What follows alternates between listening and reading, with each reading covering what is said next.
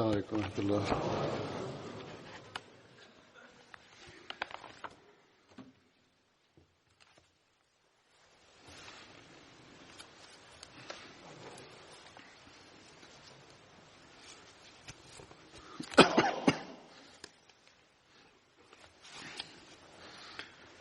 أشهد أن لا إله إلا الله وحده لا شريك له وأشهد أن محمدا عبده ورسوله أما بعد فأعوذ بالله من الشيطان الرجيم بسم الله الرحمن الرحيم الحمد لله رب العالمين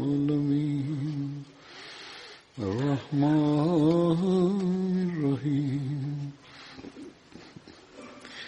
مالك يوم الدين إياك نعبد وإياك نستعين اهدنا الصراط المستقيم صراط الذين أنعمت عليهم غير المغضوب عليهم ولا الضالين.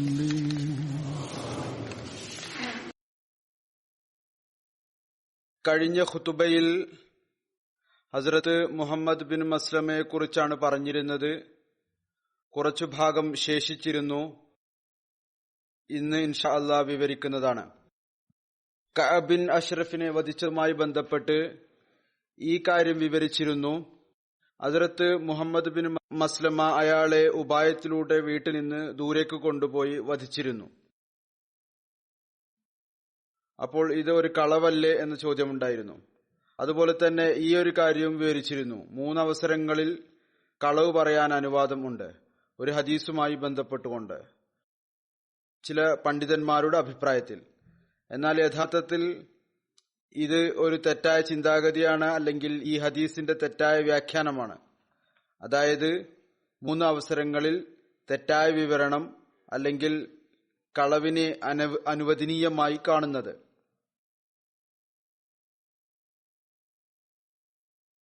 ഏതായിരുന്നാലും ഞാൻ ഇതിന്റെ വിശദീകരണം അപ്പോൾ നൽകിയിരുന്നു. അത് സീറത്തു ഖാത്തമുൻ നബിയിനിൽ വിവരിക്കപ്പെട്ടതാണ്. എന്നാൽ ഇതുമായി ബന്ധപ്പെട്ടുകൊണ്ട് ഹദ്റത്ത് മസീഹ് മൗഊദ് അലൈഹി സ്വലാത്തു വസ്സലാം തന്റെ ഗ്രന്ഥം നൂറുൽ ഖുർആനിൽ വിശദമായ നിലയിൽ വെളിച്ചം വീശിയിട്ടുണ്ട്. അത് ഒരു ക്രിസ്ത്യാനിയുടെ ആരോപണത്തിന് മറുപടിയായിട്ടാണ് അവിടെ നിന്ന് വിവരിച്ചിട്ടുള്ളത്. അതിൽ നിന്ന് ചില ഭാഗം ഞാൻ വിവരിക്കാം. അതിൽ നിന്ന് ഈ കാര്യത്തിൽ പൂർണ്ണമായ വ്യക്തത വരുന്നു. ഇസ്ലാം കളവ് പറയാൻ ഒരിക്കലും അനുവാദം നൽകുന്നില്ല. ഹദ്റത്ത് മസീഹ് മൗഊദ് അലൈഹി സ്വലാത്തു വസ്സലാം പറയുന്നു, ഒരാരോപണം ഇതാണ്. ക്രിസ്ത്യാനിയുടെ ആരോപണത്തെ വിവരിച്ചുകൊണ്ട് പറയുകയാണ്, റസൂൽ തിരുമേനി സല്ലല്ലാഹു അലൈഹി വസല്ലം 3 സ്ഥലങ്ങളിൽ കളവ് പറയാൻ അനുവാദം നൽകിയിട്ടുണ്ട്. തന്റെ ദീനിനെ മറച്ചുവെക്കുന്നതിനു വേണ്ടി ഖുർആനിൽ വ്യക്തമായ നിലയിൽ കൽപ്പന നൽകുകയും ചെയ്തിരിക്കുന്നു. എന്നാൽ ഇഞ്ചീൽ ഈമാനെ മറച്ചുവെക്കാൻ അനുവാദം നൽകിയിട്ടില്ല. ഇതിനു മറുപടിയായി അവിടുന്ന് പറയുന്നു, ഇതാണ് ആരോപണം. എത്രമാത്രം നന്മ സ്വായത്തമാക്കുന്നതിനാണോ വിശുദ്ധ ഖുർആൻ താക്കീത് ചെയ്തിരിക്കുന്നത്, എനിക്കൊരിക്കലും അംഗീകരിക്കാൻ സാധിക്കുകയില്ല ഇഞ്ചീലിൽ അതിന്റെ 10 ഭാഗം പോലും വിവരിച്ചിട്ടുണ്ട് എന്ന്. വീണ്ടും അവിടുന്ന് പറയുന്നു, വിശുദ്ധ ഖുർആൻ കളവ് പറയുന്നതിനെ ബിംബാരാധനയ്ക്ക് തുല്യമായിട്ടാണ് പറഞ്ഞിരിക്കുന്നത്. ഏതുപോലെ അള്ളാഹു പറയുന്നു, ഫജ്തനിബു റിജ്സ മിനൽ ഔസാനി വജ്തനിബു ഖൗലസ്സൂർ.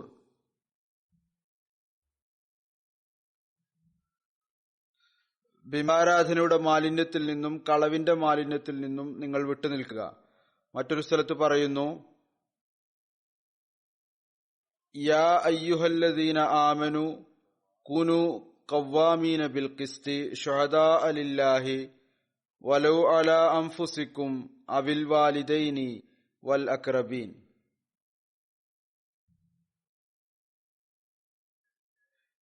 വിശ്വസിച്ചവരെ നീതിയും ന്യായത്തിലും അടിയുറച്ചു നിൽക്കുക. സത്യമായ സാക്ഷ്യങ്ങൾ അള്ളാഹുവിനു വേണ്ടി പറയുക. അഥവാ നിങ്ങളുടെ ജീവന് പോലും അതിന്റെ ബുദ്ധിമുട്ട് ഏൽക്കേണ്ടി വന്നാലും ശരി, അല്ലെങ്കിൽ നിങ്ങളുടെ മാതാപിതാക്കൾക്കോ നിങ്ങളുടെ ബന്ധുക്കൾക്കോ ഈ സാക്ഷ്യം കൊണ്ട് നഷ്ടം ഏറ്റുവാങ്ങേണ്ടി വന്നാലും ശരി. അവിടുന്ന് പറയുന്നു, ആക്ഷേപകനെ അഭിസംബോധന ചെയ്തുകൊണ്ട്, നോക്കൂ, ഓ ദൈവഭയമില്ലാത്തവനെ, അല്പം ഇഞ്ചിയിൽ തുറന്ന് നമുക്ക് പറഞ്ഞു തരിക. സത്യം പറയാനുള്ള ഇതുപോലുള്ള താക്കീത് ഇഞ്ചിയിൽ എവിടെയാണുള്ളത്? വീണ്ടും അതേ ക്രിസ്ത്യാനി, അയാളുടെ പേര് ഫതഹെ മസീഹ് എന്നായിരുന്നു, അഭിസംബോധന ചെയ്തുകൊണ്ട് അവിടുന്ന് പറയുകയുണ്ടായി. അവിടുന്ന് എഴുതുന്നു, റസൂൽ തിരുമേനി സല്ലല്ലാഹു അലൈഹി വസല്ലം 3 സ്ഥലങ്ങളിൽ കളവ് പറയാൻ അനുവാദം നൽകിയിട്ടുണ്ട് എന്നുള്ളത് ഇത് താങ്കൾക്ക് താങ്കളുടെ അറിവില്ലായ്മ കാരണം തെറ്റിദ്ധാരണ ഉണ്ടായതാണ്. യഥാർത്ഥ കാര്യം ഇതാണ്, ഒരു ഹദീസിലും കളവ് പറയാൻ ഒരനുവാദവും നൽകിയിട്ടില്ല. മറിച്ച് ഹദീസിൽ ഈ വാക്കാണുള്ളത്, ഇൻ കുത്തിൽത്ത ഔ ഉഖ്രിക്ത, അതായത് സത്യത്തെ നീ വധിക്കപ്പെട്ടാലും അഗ്നിക്കിരയാക്കപ്പെട്ടാലും ഒരിക്കലും ഉപേക്ഷിക്കരുത്. പിന്നീട് ഏതൊരവസ്ഥയിലാണോ ഖുർആൻ പറയുന്നത് നിങ്ങൾ നീതിയും സത്യവും ഉപേക്ഷിക്കരുത്, അഥവാ നിങ്ങളുടെ ജീവൻ പോലും അതിൽ നഷ്ടപ്പെട്ടാലും ശരി, ഹദീസിൽ പറയുന്നു നിങ്ങൾ അഗ്നിക്കിരയാക്കപ്പെട്ടാലും വധിക്കപ്പെട്ടാലും ശരി സത്യം മാത്രമേ പറയാവൂ. പിന്നീട് അഥവാ വാദത്തിന് വേണ്ടി ഏതെങ്കിലും ഒരു ഹദീസ് ഖുർആനും സഹിഹായ ഹദീസിനും വിരുദ്ധമാണ് എങ്കിൽ അത് അംഗീകരിക്കാൻ സാധിക്കുന്നതല്ല. കാരണം ഞങ്ങൾ അതേ ഹദീസുകളാണ് സ്വീകരിക്കുന്നത്, ഏതൊന്നാണോ സഹിഹായ ഹദീസിനും വിശുദ്ധ ഖുർആനും വിരുദ്ധമല്ലാതിരിക്കുന്നത്. അവിടുന്ന് പറയുന്നു, അതേ ചില ഹദീസുകളിൽ ദ്വയാർത്ഥ പ്രയോഗങ്ങൾ നടത്താനുള്ള അനുവാദത്തെക്കുറിച്ചുള്ള സൂചനകളുണ്ട്. അതായത് രണ്ടർത്ഥങ്ങളുള്ള വാക്കുകൾ പ്രയോഗിക്കാനും ഏതെങ്കിലും പ്രത്യേക സാഹചര്യത്തിൽ ഉപയോഗിക്കാനുള്ള അനുവാദമുണ്ട്. അതിൽ വെറുപ്പുണ്ടാക്കുക എന്ന ഉദ്ദേശത്തോടു കൂടി കളവ് എന്ന പേരിൽ വിളിക്കപ്പെടുന്നു. ഇതേ കാര്യത്തെ രണ്ടർത്ഥമുള്ള വാക്കുകളെ എതിരാളികൾ വെറുപ്പുണ്ടാക്കുന്നതിന് വേണ്ടി കളവ് എന്ന പേരിൽ വിളിക്കുകയാണ് ചെയ്യുന്നത്.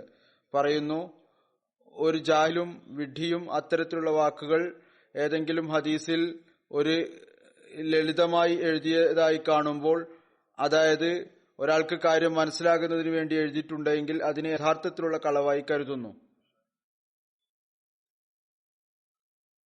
കാരണം അയാൾ ആ വ്യക്തമായ കൽപ്പനയെക്കുറിച്ച് അറിവില്ലാത്ത ആളാണ്. അതായത് യഥാർത്ഥത്തിലുള്ള കളവ് ഇസ്ലാമിൽ മാലിന്യവും ഹറാമും ഷിർക്കിന് തുല്യവുമാണ്. എന്നാൽ ദ്വയാർത്ഥ പ്രയോഗം അത് യഥാർത്ഥത്തിൽ കളവല്ല. എന്നാൽ കളവിന്റെ വർണ്ണത്തിൽ പ്രശ്നമുള്ള സമയത്ത് പൊതുജനത്തിനു വേണ്ടിയുള്ളതാണ്. അതിനുള്ള അനുവാദവും ഹദീസുകളിൽ കാണാൻ സാധിക്കുന്നതാണ്. എന്നിരുന്നാലും എഴുതിയിരിക്കുന്നു, ശ്രേഷ്ഠരായ ആളുകൾ അവരാണ് ആരാണോ ദ്വയാർത്ഥ പ്രയോഗത്തിൽ നിന്ന് പോലും വിട്ടുനിൽക്കുന്നത്. ദ്വയാർത്ഥ പ്രയോഗം ഇസ്ലാമിക സാങ്കേതികതയിൽ അതിനാണ് പറയുന്നത്, ഫിത്നയുടെ ഭയം കാരണം ഒരു കാര്യം മറച്ചുവെക്കുന്നതിനു വേണ്ടി അല്ലെങ്കിൽ മറ്റേതെങ്കിലും ഉദ്ദേശത്തിനു വേണ്ടി ഒരു കാര്യം രഹസ്യമായി വെക്കുന്നതിനു വേണ്ടി അത്തരത്തിലുള്ള ഉദാഹരണങ്ങൾ കൊണ്ടും രീതി കൊണ്ടും ആ കാര്യം വിവരിക്കുക. അതായത് ബുദ്ധിയുള്ള ആളുകൾ അതിനെ മനസ്സിലാക്കുകയും എന്നാൽ വിഡ്ഢികൾക്ക് ആ കാര്യം മനസ്സിലാക്കാൻ സാധിക്കാതിരിക്കുകയും ചെയ്യുക. അവരുടെ ചിന്ത മറ്റൊരു ഭാഗത്തേക്ക് പോവുകയും ചെയ്യുക. ഏതെന്നാണോ പറയുന്ന ആളുടെ ലക്ഷ്യമല്ലാത്തത്. ചിന്തിച്ചതിന് ശേഷം അറിയാൻ സാധിക്കും, പറഞ്ഞ ആൾ പറഞ്ഞത് എല്ലാം കളവായിരുന്നില്ല, മറിച്ച് സത്യം മാത്രമായിരുന്നു. ഒരു തരത്തിലുള്ള കളവിന്റെ അംശവും അതിൽ ചേർന്നിട്ടില്ല. ഹൃദയത്തിൽ അല്പം പോലും കളവിലേക്ക് ചായുകയും ചെയ്തിട്ടില്ല. ഏതുപോലെ ചില ഹദീസുകളിൽ രണ്ട് മുസ്ലിങ്ങൾക്കിടയിൽ രഞ്ജിപ്പ് ഉണ്ടാക്കുന്നതിനും അല്ലെങ്കിൽ തന്റെ ഭാര്യയെ ഏതെങ്കിലും കുഴപ്പത്തിൽ നിന്നോ കുടുംബപരമായ കലഹത്തിൽ നിന്നോ രക്ഷപ്പെടുത്തുന്നതിനു വേണ്ടി അല്ലെങ്കിൽ യുദ്ധത്തിൽ തങ്ങളുടെ ലക്ഷ്യം ശത്രുക്കളിൽ നിന്ന് മറച്ചുവെക്കുന്നതിനു വേണ്ടി ശത്രുക്കളെ മറ്റൊരു ഭാഗത്തേക്ക് ശ്രദ്ധ തിരിപ്പിക്കുന്നതിനു വേണ്ടി ദ്വയാർത്ഥ പ്രയോഗത്തിനുള്ള അനുവാദം നൽകിയിട്ടുണ്ട്. എന്നാൽ വ്യക്തമായ നിലയിൽ ഒരുപാട് ഹദീസുകൾ ഇപ്രകാരമുണ്ട്. അതിൽ നിന്ന് അറിയാൻ സാധിക്കുന്നു ദ്വയാർത്ഥ പ്രയോഗം ഉന്നതമായ നിലയിലുള്ള തഖ്വക്ക് എതിരായിട്ടുള്ളതാണ്. എന്നിരുന്നാലും തുറന്ന നിലയിൽ തന്നെ സത്യം പറയുക എന്നതാണ് ഏറ്റവും നല്ല കാര്യം. അഥവാ അത് കാരണം വധിക്കപ്പെട്ടാലും ശരി അല്ലെങ്കിൽ അഗ്നിക്കിരയാക്കപ്പെട്ടാലും ശരി. വീണ്ടും അവിടുന്ന് പറയുന്നു, റസൂലുള്ളാഹി സ്വല്ലല്ലാഹു അലൈഹി വസല്ലം എപ്പോഴും ഇതിൽ നിന്ന് വിട്ടുനിൽക്കാൻ കൽപ്പിച്ചു.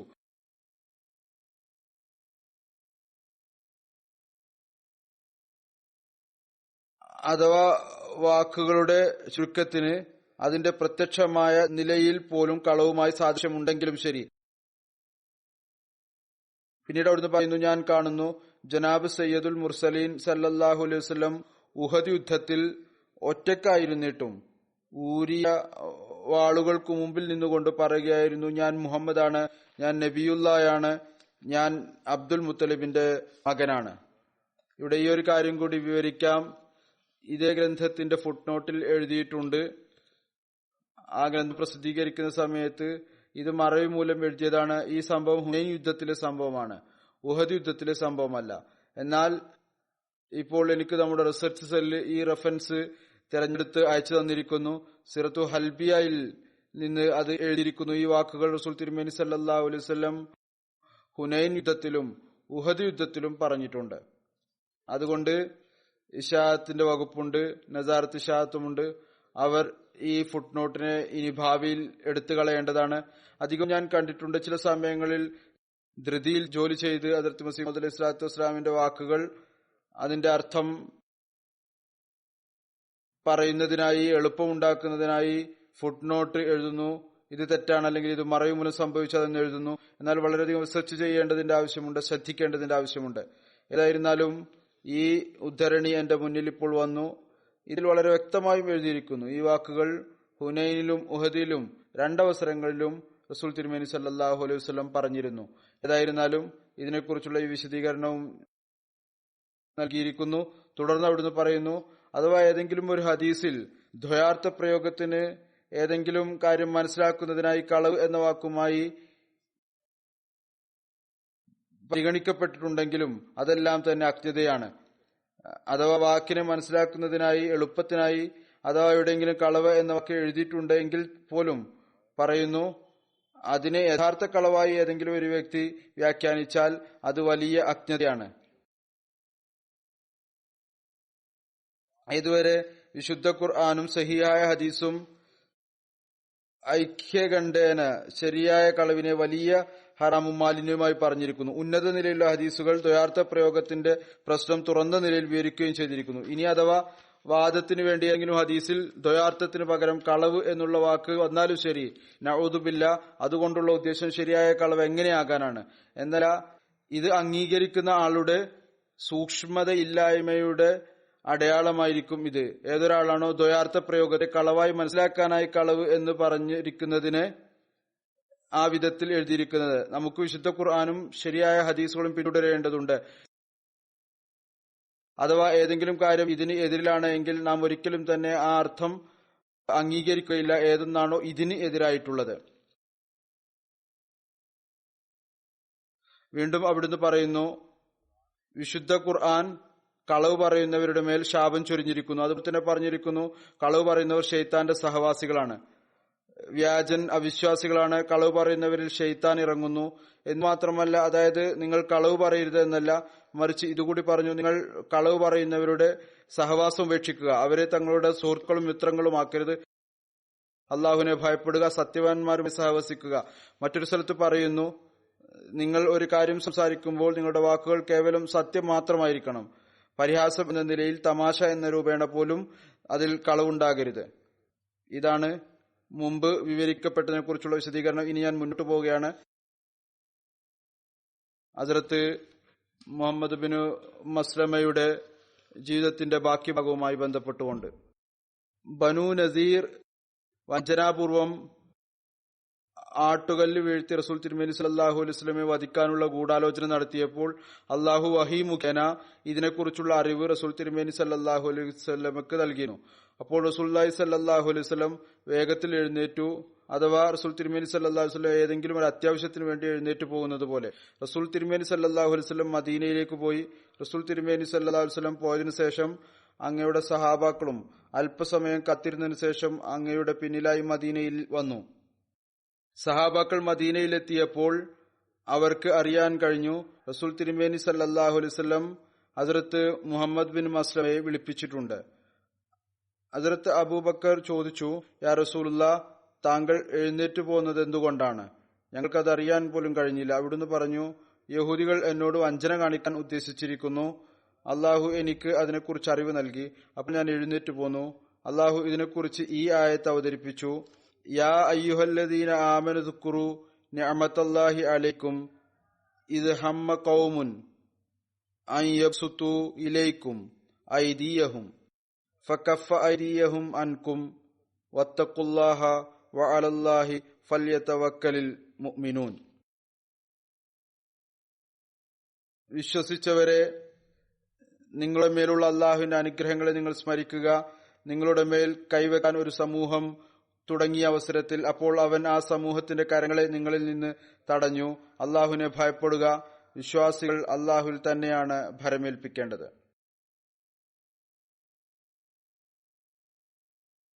ഏതായിരുന്നാലും ഹദ്റത്ത് മുഹമ്മദ് ബിൻ മസ്ലമയെ റസൂൽ തിരുമേനി സല്ലല്ലാഹു അലൈഹി വസല്ലം യഹൂദികളുടെ അടുത്തേക്ക് പറഞ്ഞയച്ചു.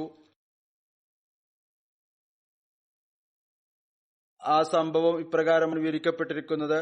ഹദ്റത്ത് മുഹമ്മദ് ബിൻ മസ്ലമ അങ്ങയുടെ സമക്ഷത്തിൽ ഹാജരായപ്പോൾ റസൂൽ തിരുമേനി സല്ലല്ലാഹു അലൈഹി വസല്ലം പറഞ്ഞു, ബനു നസീറിലെ യഹൂദികളുടെ അടുത്തേക്ക് പോവുക. അവരോട് പറയുക, എന്നെ റസൂൽ തിരുമേനി സല്ലല്ലാഹു അലൈഹി വസല്ലം നിങ്ങളുടെ അടുത്തേക്ക് അയച്ചിരിക്കുകയാണ്. നിങ്ങൾ എന്റെ നഗരത്തിൽ നിന്ന് പുറത്തു പോവുക. അദ്ദേഹം യഹൂദികളുടെ അടുത്ത് ചെന്നു. കാരണം അവർ ഗൂഢാലോചന നടത്തിയിരുന്നു. തങ്ങളുടെ കരാറിനെ അവർ പാലിച്ചില്ല, അതിനെ ലംഘിച്ചു. അതുകൊണ്ട് അതിനുള്ള ശിക്ഷ ഇതായിരുന്നു, നിങ്ങൾ ഈ നഗരത്തിൽ നിന്ന് പുറത്തു പോവുക. അദ്ദേഹം യഹൂദികളുടെ അടുത്ത് ചെന്നു. അദ്ദേഹം പറഞ്ഞു, റസൂൽ തിരുമേനി സല്ലല്ലാഹു അലൈഹി വസല്ലം നിങ്ങളുടെ അടുത്തേക്ക് ഒരു സന്ദേശം നൽകിക്കൊണ്ടാണ് എന്നെ അയച്ചിരിക്കുന്നത്. എന്നാൽ ഞാൻ അതിനെക്കുറിച്ച് അതുവരെ പറയുകയില്ല, ഏതുവരെ ഞാൻ ഒരു കാര്യം നിങ്ങളെ ഓർമ്മിപ്പിക്കുന്നില്ലയോ. ഏതൊന്നാണോ നിങ്ങൾ നിങ്ങളുടെ സദസ്സുകളിൽ സ്മരിച്ചുകൊണ്ടിരുന്നത്. ഞാനൊരു പഴയ കാര്യത്തെക്കുറിച്ച് പറയുന്നു, ഞാൻ ആ കാര്യം ഓർമ്മിപ്പിക്കാൻ ഉദ്ദേശിക്കുന്നു. യഹൂദികൾ ചോദിച്ചു, ആ കാര്യം എന്താണ്? ഹദ്റത്ത് മുഹമ്മദ് ബിൻ മസ്ലമ പറഞ്ഞു, ഞാൻ നിങ്ങളെ ആ തൗറാത്തിനെ സത്യം ചെയ്തുകൊണ്ട് പറയുന്നു, ഏതൊന്നാണോ അള്ളാഹു മൂസയുടെ മേൽ ഇറക്കിയത്. നിങ്ങൾക്കറിയാമോ, ഹദ്റത്ത് മുഹമ്മദ് മുസ്തഫ സല്ലല്ലാഹു അലൈഹി വസല്ലമയുടെ നിയോഗത്തിനു മുമ്പ് ഞാൻ നിങ്ങളുടെ അടുത്ത് വരാറുണ്ടായിരുന്നു. നിങ്ങൾ നിങ്ങളുടെ മുമ്പിൽ തൗറാത്ത് തുറന്നു വെക്കുമായിരുന്നു. നിങ്ങൾ എന്നോട് ഈ ഒരു സദസ്സിൽ വെച്ചുകൊണ്ട് പറഞ്ഞു, ഓ ഇബ്നെ മസ്ലമ, അഥവാ താങ്കൾ ഉദ്ദേശിക്കുന്നുവെങ്കിൽ ഞങ്ങൾ താങ്കൾക്ക് ഭക്ഷണം നൽകാം. അഥവാ താങ്കൾ ആഗ്രഹിക്കുന്നുവെങ്കിൽ താങ്കളെ ഞങ്ങൾ യഹൂദികളാക്കണമെങ്കിൽ ഞങ്ങൾ താങ്കളെ യഹൂദിയാക്കാം. ഹദ്റത്ത് മുഹമ്മദ് ബിൻ മസ്ലമ പറയുന്നു, ഞാൻ അപ്പോൾ പറഞ്ഞിരുന്നു, എനിക്ക് ഭക്ഷണം നൽകുക, എന്നെ യഹൂദിയാക്കരുത്. അള്ളാഹുവാണ് സത്യം, ഞാൻ ഒരിക്കലും യഹൂദിയാവുകയില്ല. നിങ്ങൾ എനിക്കൊരു പാത്രത്തിൽ ഭക്ഷണം നൽകി. നിങ്ങൾ എന്നോട് പറഞ്ഞിരുന്നു, നിങ്ങൾ ഈ മതം സ്വീകരിക്കാതിരിക്കാനുള്ള കാരണം ഇത് യഹൂദികളുടെ മതമാണ് എന്നതുകൊണ്ടാണ്. അതായത് യഹൂദികൾ മുഹമ്മദ് ബിൻ മസ്ലമയോട് പറഞ്ഞു, താങ്കൾ ഈ മതം സ്വീകരിക്കാത്തത് ഇത് യഹൂദികളുടെ മതമാണ് എന്നതുകൊണ്ടാണ്. അതായത് താങ്കൾ ആ ഹനീഫിയത്താണ് ആഗ്രഹിക്കുന്നത്. അതിനെക്കുറിച്ച് നിങ്ങൾ കേട്ടിരിക്കുന്നു. അബൂ ആമിർ രാഹിബ് അതിന്റെ പൂർത്തീകരണം ആയില്ല. നിങ്ങൾ കേട്ടിരിക്കുന്ന ഒരു നബി വരാനുണ്ട് എന്ന്. അബൂ ആമിർ രാഹിബ് അതിന്റെ പൂർത്തീകരണം ആവുകയും ചെയ്തില്ല. പിന്നീട് ഇവർ പറഞ്ഞു, ഇനി നിങ്ങളുടെ അടുത്ത് ആ അസ്തിത്വം വരും. അദ്ദേഹം പുഞ്ചിരിക്കുന്നവനായിരിക്കും, യുദ്ധം ചെയ്യുന്നവനായിരിക്കും. അദ്ദേഹത്തിന്റെ കണ്ണുകളിൽ ചുവപ്പുണ്ടാകും. അദ്ദേഹം യമന്റെ ഭാഗത്ത് നിന്ന് വരും. അദ്ദേഹം ഒട്ടകപ്പുറത്ത് യാത്ര ചെയ്യും. അദ്ദേഹം പുതപ്പ് ഉതക്കും. അദ്ദേഹം അല്പം കൊണ്ട് തൃപ്തിപ്പെടും. അദ്ദേഹത്തിന്റെ വാൾ അദ്ദേഹത്തിന്റെ തോളിലായിരിക്കും. അദ്ദേഹം യുക്തിപൂർവ്വം സംസാരിക്കും. അഥവാ അദ്ദേഹം നിങ്ങളുടെ ഉറ്റ ബന്ധുവാണ് എന്നതുപോലെ. അള്ളാഹുവാണ് സത്യം. നിങ്ങളുടെ ഈ ഭൂമിയിൽ ഇനി യുദ്ധം ഉണ്ടാകും, വധങ്ങൾ ഉണ്ടാകും, അംഗച്ഛേദനം ഉണ്ടാകും. ഇത് കേട്ട് യഹൂദികൾ പറഞ്ഞു, ഞങ്ങൾ ഇപ്രകാരം തന്നെ പറയാറുണ്ടായിരുന്നു. ഈ എല്ലാ കാര്യങ്ങളും അവരെ ഓർമ്മിപ്പിച്ചു. ഞങ്ങൾ അപ്രകാരം പറയാറുണ്ടായിരുന്നു. എന്നാൽ ഈ നബി ആ നബി അല്ല. അതായത് റസൂൽ തിരുമേനി സല്ലല്ലാഹു അലൈഹി വസല്ലം ആ നബി അല്ല. ഹദ്റത്ത് മുഹമ്മദ് ബിൻ മസ്ലമ പറയുകയുണ്ടായി, ഞാൻ എന്റെ സന്ദേശം നൽകി കഴിഞ്ഞിരിക്കുന്നു. ഏതൊന്നാണോ നിങ്ങളെ ഓർമ്മിപ്പിക്കേണ്ടിയിരുന്നത്. പിന്നീട് അദ്ദേഹം അടുത്ത കാര്യം പറഞ്ഞു, എന്നെ റസൂൽ തിരുമേനി സല്ലല്ലാഹു അലൈഹി വസല്ലം നിയോഗിച്ചയച്ചിരിക്കുകയാണ്. അവിടുന്ന് പറഞ്ഞിട്ടുണ്ട്, നിങ്ങൾ ആ കരാറ്, ഞാൻ നിങ്ങൾക്കായി സ്ഥാപിച്ച കരാറ് ലംഘിച്ചിരിക്കുന്നു.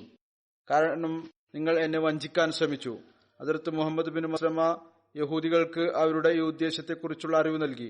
ഏതൊന്നാണോ അവർ റസൂൽ തിരുമേനി സല്ലല്ലാഹു അലൈഹി വസല്ലമയെ കുറിച്ച് ചെയ്യാൻ ഉദ്ദേശിച്ചിരുന്നത്. അതായത് അമർ ബിൻ ജഹാഷ് എപ്രകാരമാണ് മിൽക്കൂരിൽ കയറിയത് അങ്ങയുടെ മേൽ കല്ല് ഇടുന്നതിനു വേണ്ടി. അപ്പോൾ അവർ നിശബ്ദരായിരുന്നു. അവർക്ക് ഒരക്ഷരം പോലും പറയാൻ സാധിച്ചില്ല. പിന്നീട് ഹദ്റത്ത് മുഹമ്മദ് ബിൻ മസ്ലമ അവരോട് പറഞ്ഞു, റസൂൽ തിരുമേനി സല്ലല്ലാഹു അലൈഹി വസല്ലം പറഞ്ഞിട്ടുണ്ട്, നിങ്ങൾ എന്റെ ഈ നഗരത്തിൽ നിന്ന് പുറത്തു പോവുക. ഞാൻ നിങ്ങൾക്ക് 10 ദിവസത്തെ അവധി നൽകാം. അതിനുശേഷം ആരെയാണോ ഇവിടെ കാണുന്നത് അയാളുടെ തല ഞാൻ അറുക്കുന്നതായിരിക്കും. യഹൂദികൾ പറഞ്ഞു, ഓ ഇബ്നെ മസ്ലമ, ഞങ്ങൾക്ക് ചിന്തിക്കാൻ പോലും സാധിക്കുന്നില്ല. ഈ ഒരു സന്ദേശം ഔസ് ഗോത്രത്തിലെ ഒരാൾ കൊണ്ടുവരും എന്ന്. ഹദ്റത്ത് മുഹമ്മദ് ബിൻ മസ്ലമ പറഞ്ഞു, ഇപ്പോൾ ഹൃദയം പരിവർത്തിക്കപ്പെട്ടിരിക്കുന്നു. ഏതാനും ദിവസം യഹൂദികൾ തയ്യാറെടുപ്പ് നടത്തി. അവരുടെ വാഹനങ്ങൾ സൂ ജദർ എന്ന സ്ഥലത്തായിരുന്നു.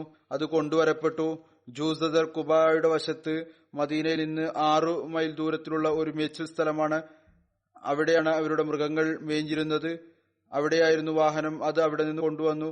അവർ ബനു അഷ്ജാ ഗോത്രത്തിൽ നിന്ന് വാടകയ്ക്ക് ഒട്ടകങ്ങളെ എടുത്തു. അവിടുന്ന് അങ്ങനെ അവർ പോകുവാനുള്ള പൂർണ്ണമായ തയ്യാറെടുപ്പ് നടത്തി. ഇത് ഒരു ചരിത്ര ഗ്രന്ഥത്തിലെ ഉദ്ധരണിയാണ്. യഹൂദികളുടെ പെരുമാറ്റവുമായി ബന്ധപ്പെട്ട് എപ്രകാരമായിരുന്നു അവരുടെ പെരുമാറ്റ രീതി എന്ന കാര്യം വിവരിച്ചുകൊണ്ട് ഹദ്റത്ത് ഖലീഫത്തുൽ മസീഹ് സാനി എഴുതുന്നു,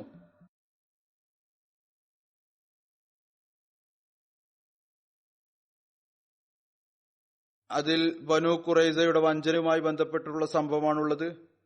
അത് മുമ്പ് ഹസ്രത്ത് അമ്മാർ ബിൻ യാസിലിനെ കുറിച്ച് വിവരിച്ചിട്ടുണ്ട്. ചരിത്രപരമായി ഇത് വിവരിക്കേണ്ടത് അനിവാര്യമാണ്. അതുകൊണ്ട് ഇവിടെയും അത് വിവരിക്കുന്നു. എഴുതുന്നു, ബനു ഖുറൈസയുടെ പ്രശ്നം പരിഹരിക്കപ്പെടാൻ പോവുകയായിരുന്നു.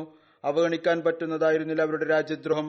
നബി സല്ലല്ലാഹു അലൈഹി വസല്ലം ഖന്തക് യുദ്ധത്തിൽ നിന്ന് തിരിച്ചു വരുമ്പോൾ തന്നെ വീടുകളിൽ വിശ്രമിക്കരുതെന്നും മറിച്ച് വൈകുന്നേരത്തിനുള്ളിൽ ബനു ഖുറൈലയുടെ കോട്ടയിലെത്തണമെന്നും സഹാബാക്കളോട് പറഞ്ഞിരുന്നു. പിന്നീട് അവിടുന്ന് ഹസ്രത്ത് അലിയെ ഉടമ്പടിക്ക് വിരുദ്ധമായി രാജ്യദ്രോഹം ചെയ്തെന്താണെന്ന് ചോദിക്കാൻ ബനു ഖുറൈസയുടെ അടുത്തേക്ക് അയച്ചു. ബനു ഖുറൈസ ലജ്ജിക്കുന്നതിനും മാപ്പു ചോദിക്കുന്നതിനും ഒഴിവ് കഴിവ് പറയുന്നതിനും പകരം ഹസ്രത്ത് അലിയെയും അദ്ദേഹത്തിന്റെ കൂട്ടുകാരെയും വഴക്ക് പറയാൻ തുടങ്ങി. നബി സല്ലല്ലാഹു അലൈഹി വസല്ലം തിരുമേനിയെയും അവിടുത്തെ കുടുംബത്തിലെ സ്ത്രീകളെയും ചീത്ത പറയാൻ തുടങ്ങി. മുഹമ്മദ് സല്ലല്ലാഹു അലൈഹി വസല്ലം എന്തു വസ്തുവാണ് എന്ന് ഞങ്ങൾക്കറിയില്ലെന്നും ഞങ്ങൾക്ക് അയാളുമായി യാതൊരു ഉടമ്പടിയും ഇല്ലെന്നും പറഞ്ഞു. ഹസ്രത്ത് അലി അവരുടെ ഈ മറുപടിയുമായി തിരിച്ചു വന്നു. അപ്പോൾ നബി സല്ലല്ലാഹു അലൈഹി വസല്ലം തിരുമേനി സഹാബാക്കളോടൊപ്പം യഹൂദികളുടെ കോട്ടയിലേക്ക് നീങ്ങുകയായിരുന്നു. നബി സല്ലല്ലാഹു അലൈഹി വസല്ലം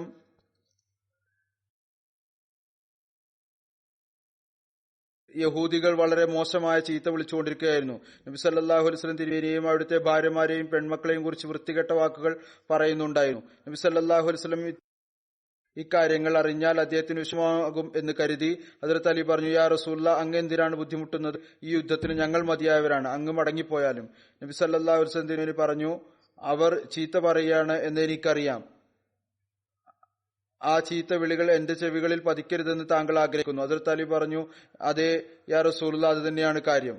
നബി സല്ലല്ലാഹു അലൈഹി വസല്ലം പറഞ്ഞു, അവർ ചീത്ത വിളിക്കുന്നുണ്ട് എങ്കിൽ അതിനെന്താണ്? മൂസാ നബി അവരുടെ സ്വന്തം നബിയായിരുന്നുവല്ലോ. അദ്ദേഹത്തെ ഇതിനേക്കാൾ കൂടുതലായി അവർ ഉപദ്രവിച്ചിട്ടുണ്ട്. ഇത് പറഞ്ഞുകൊണ്ട് അവിടുന്ന് യഹൂദികളുടെ കോട്ടകളിലേക്ക് പോയി. എന്നാൽ യഹൂദികൾ കവാടങ്ങൾ അടച്ചു കളഞ്ഞു, കോട്ട അടഞ്ഞു, മുസ്ലിങ്ങളുമായി പോരാട്ടം തുടങ്ങി. ഏതുവരെ എന്നാൽ അവരുടെ സ്ത്രീകളും ഇതിൽ പങ്കെടുത്തു. കോട്ടയുടെ ഭിത്തിയുടെ കീഴിൽ കുറച്ച് മുസ്ലിങ്ങൾ ഇരിപ്പുണ്ടായിരുന്നു. ഒരു യഹൂദി സ്ത്രീ മുകളിൽ നിന്ന് ഒരു കല്ലിട്ട് ഒരു മുസ്ലിമിനെ വധിച്ചു കളഞ്ഞു. പക്ഷെ കുറച്ചു ദിവസത്തെ ഉപരോധത്തിന് ശേഷം തങ്ങൾക്ക് ദീർഘനാൾ അതിനെ നേരിടാൻ കഴിയുകയില്ലെന്ന് യഹൂദികൾ മനസ്സിലാക്കി. അപ്പോൾ അവരുടെ നേതാക്കൾ അബൂ ലുബാബ അൻസാരി, അദ്ദേഹം അവരുടെ സുഹൃത്തും ഔസ് ഗോത്രത്തിന്റെ നേതാവുമായിരുന്നു, തങ്ങളുടെ അടുത്തേക്ക് അയക്കാനും അദ്ദേഹവുമായി കൂടിയാലോചിക്കാനും നബി സല്ലല്ലാഹു അലൈഹി വസല്ലമയോട് ആഗ്രഹം പ്രകടിപ്പിച്ചു. അവിടുന്ന് അബൂ ലുബാബയെ അയച്ചു. തീരുമാനം തനിക്ക് വിട്ടുതന്ന ആയുധങ്ങൾ വലിച്ചെടുക്കുക എന്ന മുഹമ്മദ് റസൂലുള്ളാഹി സ്വല്ലല്ലാഹു അലൈഹി വസല്ലമയുടെ ആവശ്യത്തെ തങ്ങൾ അംഗീകരിക്കട്ടെ എന്ന് യഹൂദികൾ അദ്ദേഹത്തോട് ചോദിച്ചു. അബൂ ലുബാബ വായ കൊണ്ട് അത് സമ്മതിച്ചു. പക്ഷേ വധിക്കുമെന്നതിന്റെ അടയാളം എന്ന നിലയിൽ തന്റെ കഴുത്തിൽ കൈവച്ച് ആംഗ്യം കാണിച്ചു. നബി സല്ലല്ലാഹു അലൈഹി വസല്ലം തിരുമേനി അതുവരെ തന്റെ ഒരു തീരുമാനവും പ്രകടിപ്പിച്ചിരുന്നില്ല. എന്നാൽ അബൂ ലുബാബ അവരുടെ കുറ്റത്തിന് വധമല്ലാതെ മറ്റൊന്നുമില്ലെന്ന് മനസ്സിൽ കരുതി. ഒന്നും ചിന്തിക്കാതെ ആംഗ്യത്തിലൂടെ അവരോട് അത് പറഞ്ഞു. അതവസാനം അവരുടെ നാശത്തിന് നിമിത്തമായി.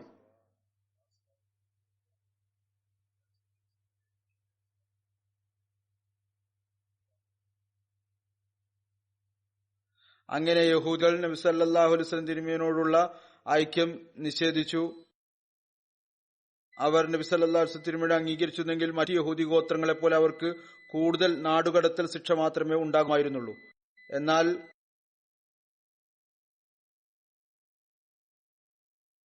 അവരുടെ ദൗർഭാഗ്യമെന്ന് പറയട്ടെ, അവർ നബി സല്ലല്ലാഹു അലൈഹി വസല്ലം തിരുമേനിയുടെ തീരുമാനം അംഗീകരിക്കാൻ തയ്യാറായില്ല. പറഞ്ഞു കളഞ്ഞു,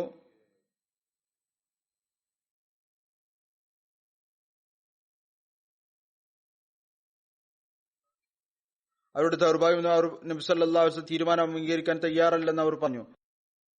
തങ്ങൾ ഞങ്ങളുടെ സഖ്യ ഗോത്രമായ ഔസിന്റെ നേതാവ് സഅദ് ബിൻ മുആദിന്റെ വിധി സ്വീകരിക്കുന്നതാണെന്നും പറഞ്ഞു.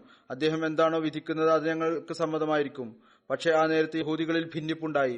യഹൂദികളിൽ ചിലർ പറഞ്ഞു, ഞങ്ങളുടെ ജനത രാജ്യദ്രോഹം ചെയ്തു. മുസ്ലിങ്ങളുടെ പെരുമാറ്റത്തിൽ നിന്ന് അവരുടെ മതം സത്യമാണെന്ന് സ്ഥാപിതമാകുന്നുണ്ട്. അവർ തങ്ങളുടെ മതം ഉപേക്ഷിച്ച് ഇസ്ലാമിൽ പ്രവേശിച്ചു. ആ ജനതയുടെ നേതാക്കളിൽപ്പെട്ട അംർ ബിൻ സഅദി എന്നയാൾ തന്റെ ജനതയെ അപലപിച്ചു. അദ്ദേഹം പറഞ്ഞു, നിങ്ങൾ ഉടമ്പടി ലംഘിച്ച് രാജ്യദ്രോഹമാണ് ചെയ്തത്. ഇപ്പോൾ ഒന്നുകിൽ മുസ്ലിം ആവുക, അല്ലെങ്കിൽ ജിസിയ നൽകി തൃപ്തിപ്പെടുക. യഹൂദികൾ പറഞ്ഞു, മുസ്ലിങ്ങളാവുകയുമില്ല, ജിസിയ നൽകുകയുമില്ല. അതിലും നല്ലത് വധിക്കപ്പെടുന്നതാണ്. പിന്നീട് അവരോട് അയാൾ പറഞ്ഞു, ഞാൻ നിങ്ങളിൽ നിന്ന് സ്വതന്ത്രനാവുകയാണ്. ഇതും പറഞ്ഞ് കോട്ടയിൽ നിന്നിറങ്ങി പുറത്തേക്ക് നടന്നു.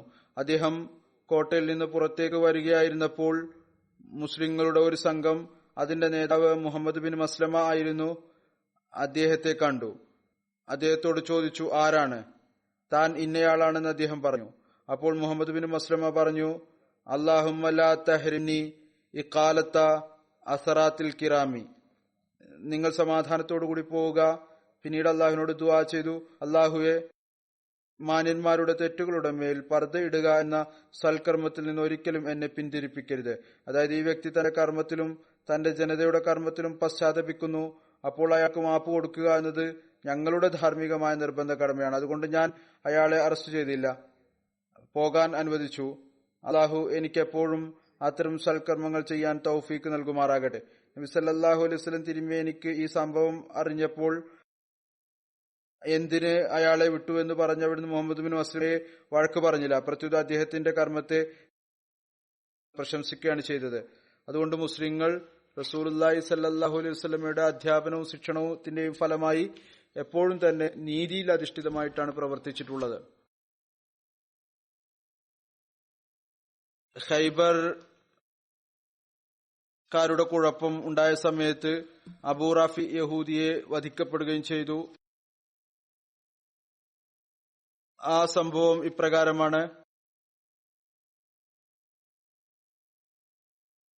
അയാളെ വധിക്കാനായി അയച്ച സഹാബാക്കളുടെ സംഘം, അതിലും ഹസ്രത്ത് മുഹമ്മദ് ബിൻ മസ്ലമ ഉൾപ്പെട്ടിരുന്നു. ആരാണോ അബൂ റാഫി യഹൂദിയെ വധിച്ചത് ഒരാളായിരുന്നു. എന്നാൽ അവിടെ പോയ ആ സംഘത്തിൽ ഇദ്ദേഹം ഉൾപ്പെട്ടിരുന്നു. ഹസ്രത്ത് സാഹിബ് മിർസ ബഷീർ അഹമ്മദ് സാഹിബ് ഈ സംഭവത്തിന്റെ വിശദീകരണം ഇപ്രകാരം ചരിത്രങ്ങളിൽ നിന്ന് എടുത്തു വിവരിച്ചിട്ടുണ്ട്. ഏതെല്ലാം യഹൂദി തലവന്മാരുടെ കുഴപ്പമുണ്ടാക്കലും പ്രകോപനമുണ്ടാക്കലും കാരണം ഹിജ്രി 5 അവസാനത്തിൽ മുസ്ലിങ്ങൾക്കെതിരിൽ അസാബ് യുദ്ധത്തിന്റെ ഭയാനകമായ ഫിത്ന ഉണ്ടായോ, അതിൽ ഹുയ്യ് ബിൻ അഖ്തബ് ബനു ഖുറൈസയോടൊപ്പം തന്റെ നീചമായ പര്യവസാനത്തിൽ എത്തിക്കഴിഞ്ഞിരുന്നു.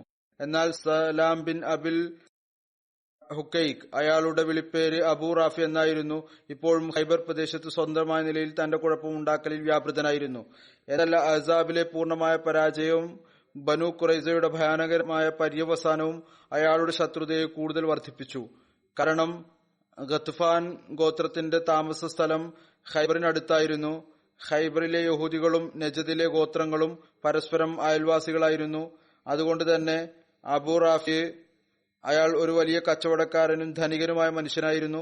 അയാൾ തന്റെ ശീലമാക്കി മാറ്റിയിരുന്നു നജദിലെ മൃഗീയരും യുദ്ധപ്രിയരുമായ ഗോത്രങ്ങളെ മുസ്ലിങ്ങൾക്കെതിരിൽ പ്രകോപിപ്പിച്ചുകൊണ്ടിരിക്കുക. റസൂൽ തിരുമേനി സല്ലല്ലാഹു അലൈഹി വസല്ലമയോടുള്ള ഈ ശത്രുതയിൽ ഇയാൾ പൂർണ്ണമായും കഅബ് ബിൻ അഷ്റഫിന് സദൃശനായിരുന്നു. അങ്ങനെ ഈ കാലഘട്ടത്തിൽ ഏതോ കുറിച്ചാണോ നാം പറയുന്നത്, അയാൾ ഗത്ഫാനികളെ റസൂൽ തിരുമേനി സല്ലല്ലാഹു അലൈഹി വസല്ലമക്കെതിരെ ആക്രമണം നടത്താൻ വളരെയധികം ധനം നൽകി സഹായിക്കുകയുണ്ടായി. ചരിത്രത്തിൽ നിന്ന് വ്യക്തമാണ്, ഷഅബാൻ മാസത്തിൽ ബനു സഅദിന്റെ ഭാഗത്ത് നിന്ന് മുസ്ലിങ്ങൾക്കുണ്ടായ ഭീഷണിയും അതിനെ തടയുന്നതിനായി ഹസ്രത്ത് അലിയുടെ നേതൃത്വത്തിൽ ഒരു സൈനിക സംഘം മദീനയിൽ നിന്ന് പറഞ്ഞയച്ചിരുന്നു. അതിന്റെ പിന്നിലും ഖൈബറിലെ യഹൂദികളുടെ കൈകളാണ് ഉണ്ടായിരുന്നത്. അവർ അബൂ റാഫിന്റെ നേതൃത്വത്തിൽ ഈ എല്ലാ കുഴപ്പങ്ങളും ചെയ്തുകൊണ്ടിരിക്കുകയായിരുന്നു. എന്നാൽ അബൂ റാഫി ഇതിൽ മാത്രം ഒതുങ്ങിയില്ല. അയാളുടെ ശത്രുതയുടെ അഗ്നി മുസ്ലിങ്ങളുടെ രക്തത്തിന് ദാഹിച്ചുകൊണ്ടേയിരുന്നു. റസൂൽ തിരുമേനി സല്ലല്ലാഹു അലൈഹി വസല്ലമയുടെ അസ്തിത്വം അയാളുടെ കണ്ണിൽ കരടുപോലെ ആയിത്തീർന്നിരുന്നു.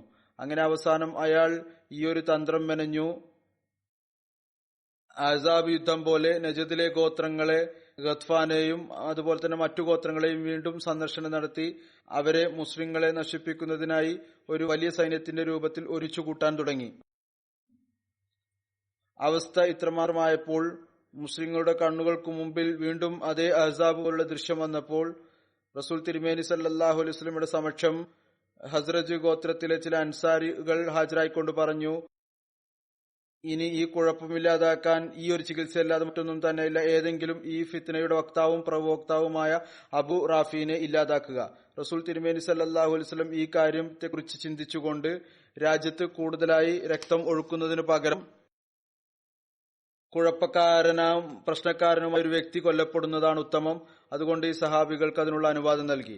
അബ്ദുല്ല ബിൻ അത്തീഖ് അൻസാരിയുടെ നേതൃത്വത്തിൽ 4 ഖദ്രജി സഹാബാക്കളെ അബൂ റാഫിന്റെ അടുത്തേക്ക് നിയോഗിച്ചയച്ചു. എന്നാൽ പോകുമ്പോൾ താക്കീത് ചെയ്തു, നോക്കുക, ഏതെങ്കിലും സ്ത്രീയെയോ കുട്ടിയെയോ ഒരിക്കലും തന്നെ വധിക്കരുത്. അങ്ങനെ ആ ഹിജ്രിയിലെ റംസാൻ മാസത്തിൽ ഒരു പാർട്ടിയെ നിയോഗിച്ചയച്ചു. അവർ വളരെ ബുദ്ധിപൂർവ്വം തങ്ങളുടെ ജോലി ചെയ്ത് തിരിച്ചു വന്നു. അങ്ങനെ ഈ ആപത്തിന്റെ മേഘം മദീനയുടെ മുകളിൽ നിന്ന് മാറിപ്പോയി. ഈ സംഭവത്തിന്റെ വിശദീകരണം ബുഖാരിയിൽ റിവായത്തിൽ ഇപ്രകാരം രേഖപ്പെട്ട് കിടക്കുന്നു. ബറാ ബിൻ ആസിബ് നിവേദനം ചെയ്യുന്നു, റസൂൽ തിരുമേനി സല്ലല്ലാഹു അലൈഹി വസല്ലം തന്റെ സഹാബാക്കളുടെ ഒരു പാർട്ടിയെ അബൂ റാഫി യഹൂദിയുടെ അടുത്തേക്ക് നിയോഗിച്ചയച്ചു. അവരുടെ മേൽ അബ്ദുല്ല ബിൻ അത്തീഖ് അൻസാരിയെ അമീറായി നിശ്ചയിച്ചു. അബൂ റാഫിന്റെ കഥ ഇതായിരുന്നു. അയാൾ റസൂൽ തിരുമേനി സല്ലല്ലാഹു അലൈഹി വസല്ലമയെ വളരെയധികം പ്രയാസപ്പെടുത്തിയിരുന്നു. അങ്ങേക്കെതിരിൽ ആളുകളെ പ്രകോപിപ്പിച്ചുകൊണ്ടിരുന്നു, അവരെ സഹായിച്ചുകൊണ്ടിരുന്നു. അബ്ദുല്ല ബിൻ അത്തീഖും അദ്ദേഹത്തിന്റെ കൂട്ടുകാരും അബൂ റാഫിന്റെ കോട്ടയ്ക്ക് സമീപം എത്തിയപ്പോൾ സൂര്യൻ അസ്തമിക്കുകയായിരുന്നു. അപ്പോൾ അബൂ റാഫി ബിൻ അത്തീഖ് തന്റെ കൂട്ടുകാരെ പിന്നിലാക്കി സ്വയം കോട്ടയുടെ വാതിലിനടുത്തെത്തി. അതിനടുത്ത് പുതപ്പുതച്ചുകൊണ്ട് ഈ വിധം ഇരുന്നു, ഏതുപോലെ ഏതെങ്കിലും ഒരാൾ എന്തെങ്കിലും ആവശ്യത്തിനു വേണ്ടി ഇരിക്കുകയാണ്. കോട്ടയുടെ വാതിൽ അടക്കുന്ന ആൾ വന്നപ്പോൾ അയാൾ അബ്ദുല്ലയുടെ അടുത്തേക്ക് നോക്കിക്കൊണ്ട് പറഞ്ഞു, ഓ മനുഷ്യ, ഞാൻ കോട്ടയുടെ വാതിൽ അടക്കാൻ വേണ്ടി പോവുകയാണ്. നീ അകത്തു വരാൻ ഉദ്ദേശിക്കുന്നുവെങ്കിൽ അകത്തു വരിക. അബ്ദുള്ള പുതപ്പിൽ പൊതിഞ്ഞുകൊണ്ട് വേഗത്തിൽ വാതിലിന്റെ അകത്തേക്ക് പ്രവേശിച്ചു. ഒരു ഭാഗത്ത് പോയി മറഞ്ഞിരിക്കുകയും ചെയ്തു. വാതിൽ അടക്കുന്ന ആൾ വാതിൽ അടച്ചുകൊണ്ട് അതിന്റെ അടുത്തുള്ള ഒരു കൊത്തിൽ അതിന്റെ താക്കോൽ തൂക്കി അവിടെ നിന്ന് പോയി. അതിനുശേഷം അബ്ദുല്ല ബിൻ അത്തീഖ് സ്വയം വിവരിക്കുന്നത് ഇപ്രകാരമാണ്: ഞാൻ എന്റെ സ്ഥാനത്ത് നിന്ന് മാറി ഏറ്റവും ആദ്യം ഞാൻ കോട്ടയുടെ വാതിൽ തുറന്നു, കാരണം ആവശ്യ സമയത്ത് വേഗത്തിലും എളുപ്പത്തിലും പുറത്തു വരുന്നതിനു വേണ്ടി. അപ്പോൾ അബൂ റാഫി നടുമുറ്റത്തിരിക്കുകയായിരുന്നു. അയാളുടെ കൂടെ ഒരുപാട് ആളുകൾ സദസ്സുകൾ ഉണ്ടാക്കിയിരിക്കുകയായിരുന്നു. പരസ്പരം അവർ സംസാരിച്ചു കൊണ്ടിരിക്കുകയായിരുന്നു. ഈ ആളുകൾ എഴുന്നേറ്റ് പോയപ്പോൾ നിശബ്ദതയായപ്പോൾ ഞാൻ അബൂ റാഫിന്റെ വീടിന്റെ കോണി കയറി മുകളിൽ ചെന്നു. ഞാൻ ഈ ഒരു സുരക്ഷിതത്വം കാണിച്ചു. എന്റെ മുന്നിൽ വരുന്ന വാതിലുകൾ ഞാൻ അത് അകത്ത് കടന്നാൽ ഉള്ളിൽ നിന്ന് അടക്കുമായിരുന്നു. ഞാൻ അബൂ റാഫിന്റെ മുറിയിൽ എത്തിയപ്പോൾ അയാൾ വിളക്കണച്ച് ഉറങ്ങാൻ വേണ്ടി തയ്യാറെടുക്കുകയായിരുന്നു. മുറി പൂർണ്ണമായും ഇരുട്ടിലായിരുന്നു. ഞാൻ പേര് വിളിച്ചുകൊണ്ട് അബൂ റാഫിനെ വിളിച്ചു. അതിന് മറുപടിയായി അയാൾ ചോദിച്ചു, ആരാണ്? ഞാൻ ഈ ശബ്ദത്തിന്റെ ദിശ നോക്കി അയാളിലേക്ക് ചാടി വീണു. വാളുകൊണ്ട് അതിശക്തമായ ഒരു ആക്രമണം നടത്തി. എന്നാൽ ഇരുട്ട് വളരെ കൂടുതലായിരുന്നു. ഞാൻ അപ്പോൾ പരിഭ്രമിക്കുകയും ചെയ്തിരുന്നു. അതുകൊണ്ട് വാളിന്റെ ആക്രമണം പിശകിപ്പോയി. അബൂ റാഫി ഉച്ചത്തിൽ ആർത്തു വിളിച്ചു. അപ്പോൾ ഞാൻ മുറിയിൽ നിന്ന് പുറത്തു വന്നു. കുറച്ചു സമയത്തിന് ശേഷം ഞാൻ വീണ്ടും മുറിയിൽ ചെന്നു. എന്നിട്ട് തന്റെ ശബ്ദം മാറ്റി ചോദിച്ചു, അബൂ റാഫി എന്തുകൊണ്ടാണ് ഒച്ച വെച്ചത്? അയാൾ എന്റെ മാറിയ ശബ്ദം തിരിച്ചറിഞ്ഞില്ല. അയാൾ പറഞ്ഞു, നിന്റെ മാതാവിന് നീ നഷ്ടപ്പെടട്ടെ. ഇപ്പോൾ ഏതോ ഒരാൾ എന്നെ വാളുകൊണ്ട് ആക്രമിച്ചു. ഞാൻ ഈ ശബ്ദം കേട്ട് വീണ്ടും അയാളിലേക്ക് ചാടി വീണു. വാളുകൊണ്ട് ആക്രമിച്ചു. ഇപ്പോൾ ആക്രമണം ഏറ്റു. എന്നിരുന്നാലും അയാൾ മരിച്ചില്ല. അപ്പോൾ ഞാൻ മൂന്നാമത് ഒരിക്കൽ കൂടി ആക്രമിച്ച് അയാളെ വധിച്ചു കളഞ്ഞു. അതിനുശേഷം ഞാൻ വേഗത്തിൽ വാതിലുകൾ തുറന്നുകൊണ്ട് വീടിൽ നിന്നും പുറത്തു വന്നു. എന്നാൽ ഞാൻ കോണിയിലൂടെ താഴേക്കിറങ്ങുമ്പോൾ ഏതാനും ചുവടുകൾ മാത്രമേ ബാക്കിയുണ്ടായിരുന്നുള്ളൂ. ഞാൻ വിചാരിച്ചു ഞാൻ എല്ലാ ചുവടുകളും ഇറങ്ങിക്കഴിഞ്ഞിരിക്കുന്നുവെന്ന്. അങ്ങനെ ഞാൻ ഇരുട്ടിൽ വീണു. അവസാനത്തെ സ്പിൽ വന്ന് എന്റെ ഉപ്പുറ്റി പൊട്ടിപ്പോയി. ഒരു റിവായത്തിൽ ഇപ്രകാരവും കാണാം, എന്റെ ഉപ്പുറ്റിയുടെ ആ കുഴ മാറിപ്പോയി. എന്നാൽ ഞാൻ അതിനെ തന്റെ തലപ്പാവ് കൊണ്ട് കെട്ടി പുറത്തേക്ക് കടന്നു. എന്നാൽ ഞാൻ എന്റെ ഉള്ളിൽ പറഞ്ഞിരുന്നു, ഇതുവരെ അബൂ റാഫി മരണപ്പെട്ട ഉറപ്പ് ലഭിക്കുന്നില്ലയോ, അതുവരെ ഞാൻ ഇവിടെ നിന്ന് തിരിച്ചു പോകുന്നില്ല. അങ്ങനെ ഞാൻ കോട്ടയിൽ ഒരു സ്ഥലത്ത് മറിഞ്ഞിരുന്നു. നേരം വെളുത്തപ്പോൾ കോട്ടക്കകത്ത് നിന്ന് ആരുടെ ഒരു ശബ്ദം എന്റെ ചെവിയിൽ പതിഞ്ഞു, അബൂ റാഫി വ്യാപാരി ഹജാസ് മരണപ്പെട്ടിരിക്കുന്നു. ഇതിനുശേഷം ഞാൻ എഴുന്നേറ്റു.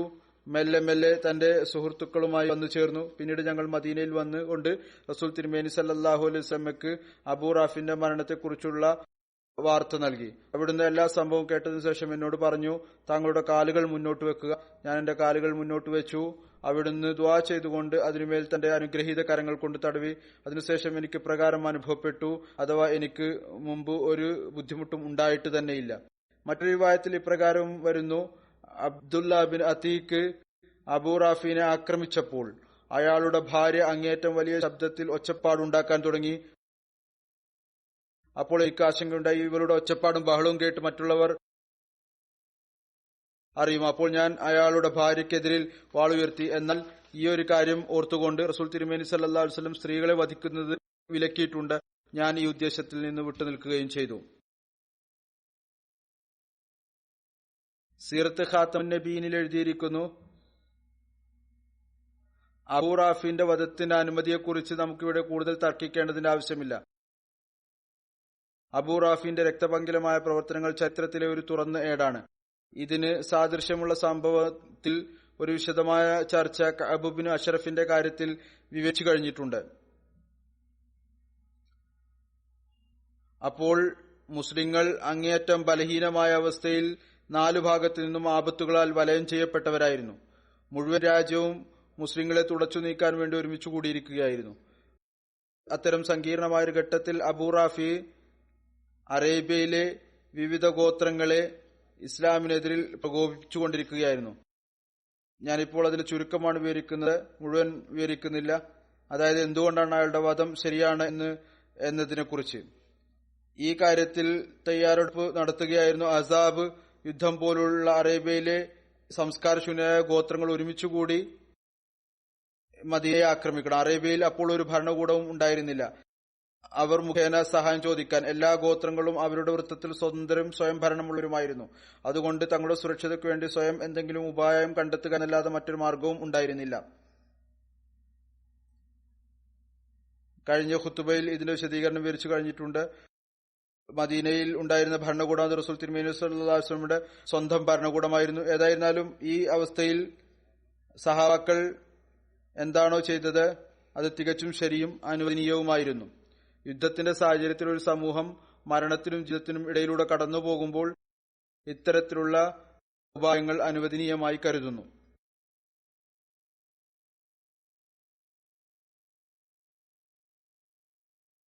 ഹസ്രത്ത് ഉമർ ഹസ്രത്ത് മുഹമ്മദ് ബിൻ മസ്ലമയെ തന്റെ ഖിലാഫത്ത് കാലഘട്ടത്തിൽ ജുഹൈന ഗോത്രത്തിൽ നിന്ന് സക്കാത്ത് വസൂൽ ചെയ്യുന്നതിനു വേണ്ടി നിശ്ചയിച്ചിരുന്നു. ഏതെങ്കിലും ഒരു ഉദ്യോഗസ്ഥനെതിരിൽ ഖിലാഫത്തിന്റെ സമക്ഷം പരാതി ലഭിച്ചു കഴിഞ്ഞാൽ ഹസ്രത്ത് ഉമർ അന്വേഷണത്തിനായി ഇദ്ദേഹത്തെയാണ് നിയോഗിച്ചയച്ചിരുന്നത്. അതുപോലെ തന്നെ ഹസ്രത്ത് ഉമറിന് ഇദ്ദേഹത്തിന്റെ മേൽ വിശ്വാസമുണ്ടായിരുന്നു. അതുകൊണ്ട് തന്നെ സർക്കാരിന്റെ ടാക്സ് വസൂൽ ചെയ്യുന്നതിനും അദ്ദേഹത്തെയാണ് അയച്ചിരുന്നത്, ഹസ്രത്ത് മുഹമ്മദ് ബിൻ മസ്ലമയെ. അദ്ദേഹം ഹസ്രത്ത് ഉമർ കാലഘട്ടത്തിൽ വിവിധ പ്രദേശങ്ങളിലെ പ്രയാസകരമായ പ്രശ്നങ്ങൾ പരിഹരിക്കാൻ നിശ്ചയിക്കപ്പെട്ടിരുന്നു. കൂഫയിൽ ഹസ്രത്ത് സഅദ് ബിൻ അബി വക്കാസ് ഒരു കൊട്ടാരം പണിതു.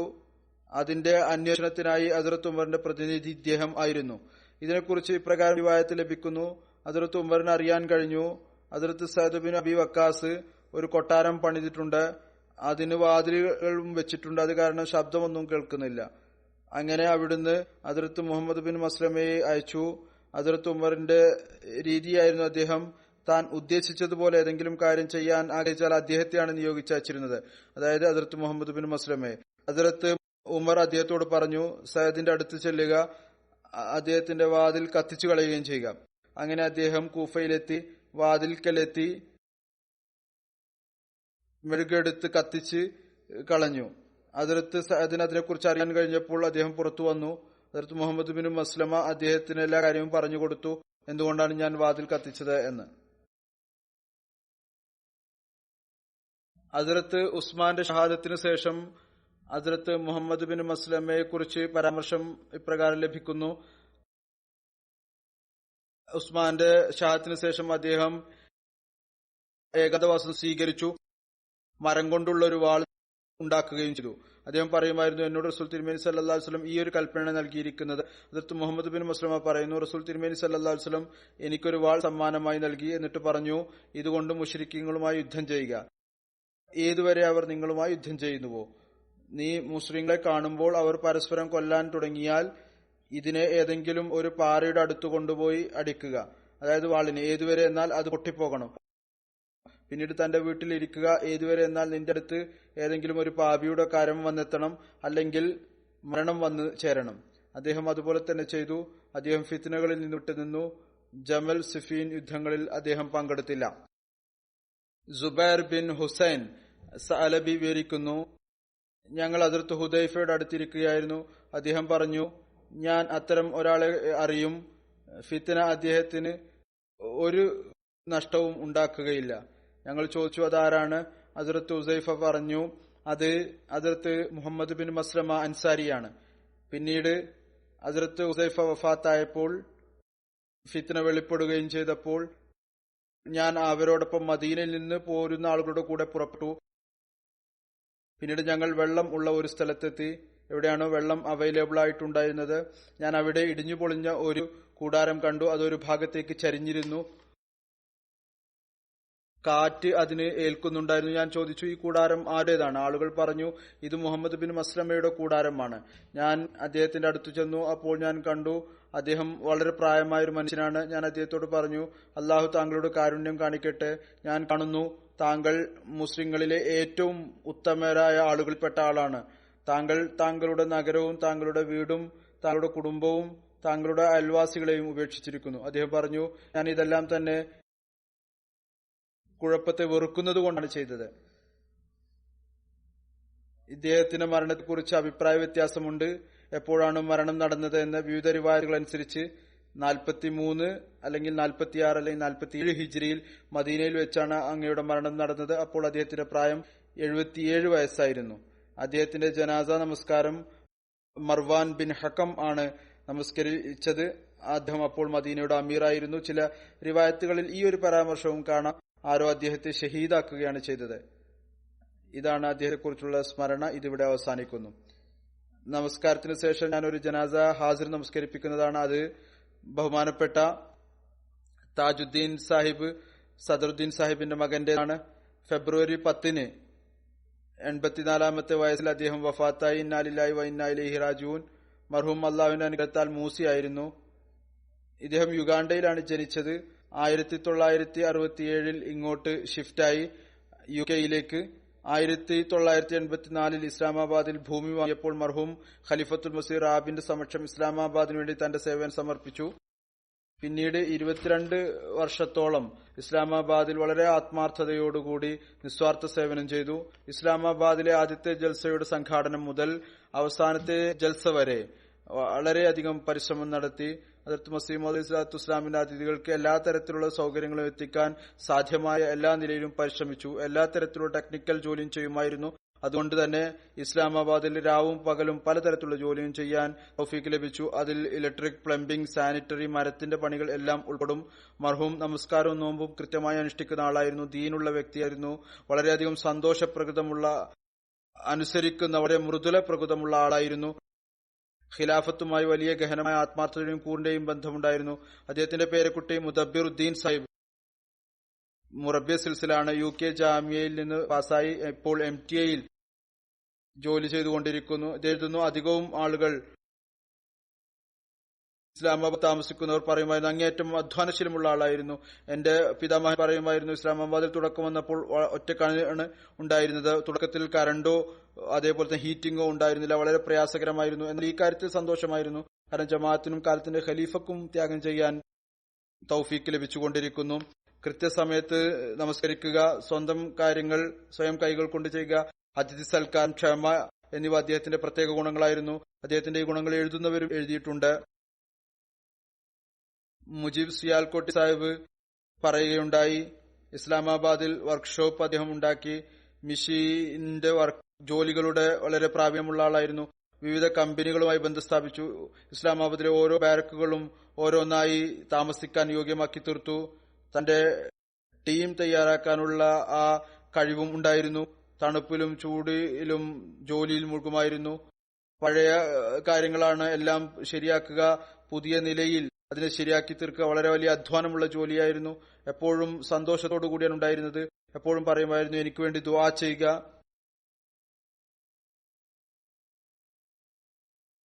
അവിടെ അദ്ദേഹം ജോലിക്ക് ഇടക്ക് ഇസ്ലാമാബാദിലാണ് രാവും പകലും ഒരു ചെറിയ റൂമിൽ അവിടെയാണ് താമസിച്ചിരുന്നത്. കുട്ടികളെയും ഭാര്യയും വിലവെച്ചില്ല. ഇടയ്ക്കിടയ്ക്ക് ലണ്ടനിൽ വരുമായിരുന്നു. അവരുടെ അടുത്തേക്ക് അള്ളാഹു മർഹൂമിനോട് മഗ്ഫിറത്തോടും കാനത്തോടും കൂടി പെരുമാറട്ടെ. അദ്ദേഹത്തിന്റെ മക്കൾക്കും തലമുറകൾക്കും അദ്ദേഹത്തെ പോലെ ആത്മാർത്ഥതയിലും കൂറിലും വർദ്ധിപ്പിക്കുമാറാകട്ടെ. ക്ഷമയും ധൈര്യവും പ്രദാനം ചെയ്യുമാറാകട്ടെ.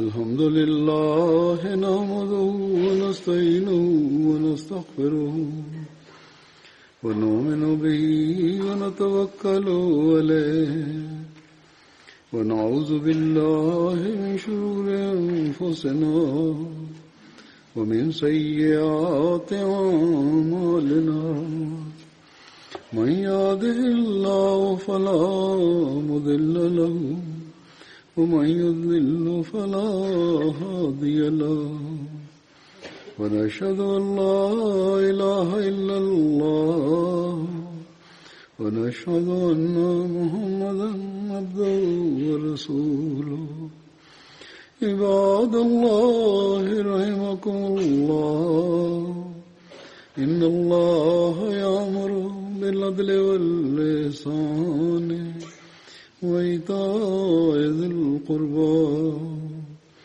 وينهى عن الفحشاء والمنكر والبغي يعظكم لعلكم تذكرون اذكروا الله يذكركم وادعوه يستجب لكم ولذكر الله أكبر.